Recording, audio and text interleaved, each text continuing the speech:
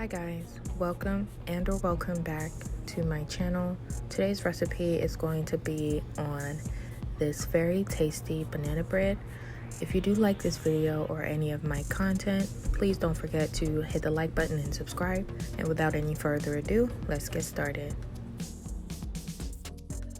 Starting off, we are adding 1.5 cup of all-purpose flour. Then 1 teaspoon of baking soda, half a teaspoon of salt. This is optional, but this is half of a teaspoon of cinnamon. Then I'm just going to mix this together to combine everything and set this aside.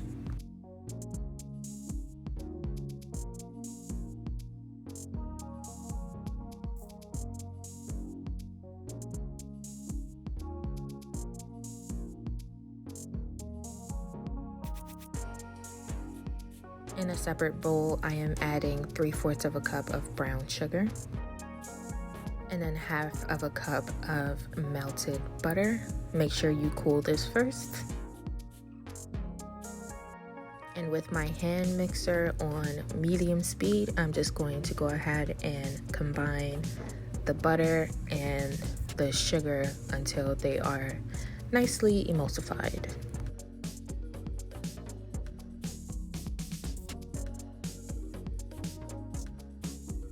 And then I'm going to add in my banana. Of course, you can mash this in a separate bowl before adding it, but since I am using really ripe bananas, I'm going to go ahead and just add these in since they are very soft. You do want to use bananas that are seriously ripe, just because they have more sweetness to them, and also they are softer and easier to mix. So I'm just going to add those in, and the parts that are like, really brown and going bad, I'm not going to add those in. I'm just going to add in the good parts, and of course I use 3. And here is the other banana that I am using. This one is not as ripe, but it is ripe enough to add it in.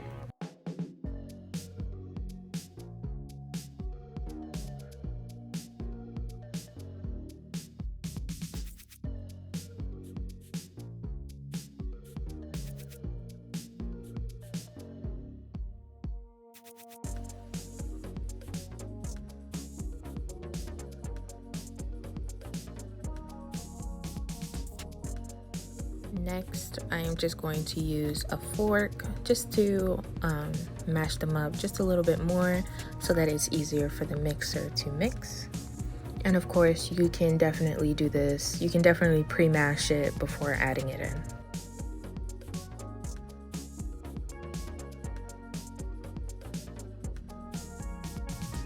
Also, at this point, I'm going to add in 2 large beaten eggs. That's the yolk and the whites. And again, on medium speed, I'm going to mix this until everything is nicely combined.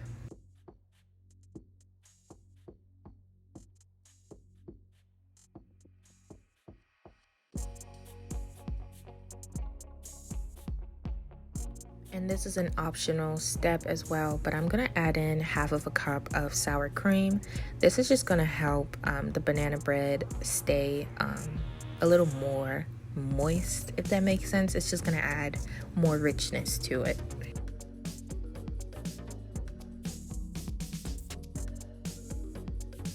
And again, another optional ingredient is vanilla extract. I'm gonna add in 1 teaspoon of that. You can add in an extra one for a little more flavor, but here I just added in 1. And again, it's optional, you don't have to add it. I'm just trying to make this as flavorful as possible while still keeping the banana flavor. But after I've added in all of that, I'm just gonna give it a good mix. One thing I forgot to mention in the beginning is you do want to preheat your oven before you get started. Preheat your oven to 350 degrees so that it is nice and ready when you are about to add in your banana bread. But here I'm just bringing in that flour mixture that we mixed earlier, and I'm gonna fold this in a little bit at a time. I did half and half at a time. And I'm just gonna add this and give it a good mix, but do not over mix it. You don't want to incorporate too much air into this.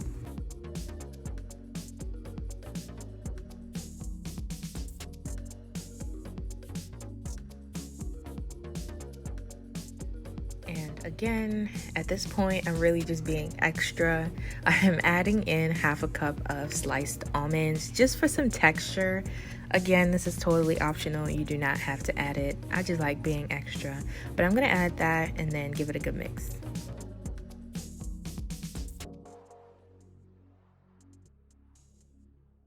And these are the final steps. I'm gonna go ahead and spray my baking pan with some cooking spray, just so that the mixture does not stick and it's easier to pull out when it's done.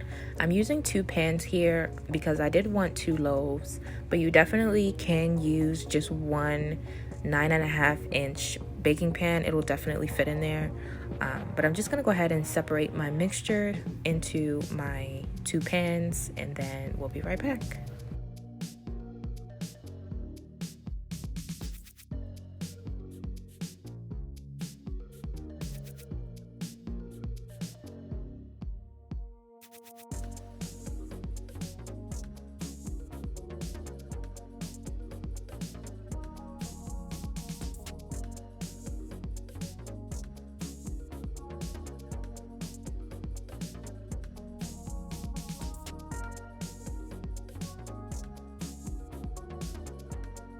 All right, and once I'm done separating my batter into my 2 pans, I'm just gonna go ahead and pop this in the oven at 350 for 45 minutes to an hour, or until a toothpick comes out clean, meaning if you like stick a toothpick in there and it doesn't have, when you pull it out, it doesn't have any batter or anything on it, that means it's done.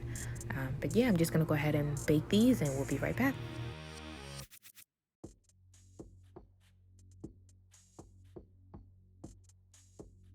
All right, so here is my banana bread once it's all done. Before you cut into this, you need to let it cool completely. Do not cut into this while it's still hot.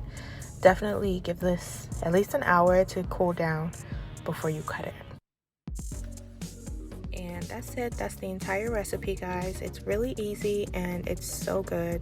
Definitely give this a try and let me know how it goes for you. If you did like this, or if you didn't, that's fine as well. I do want to know still.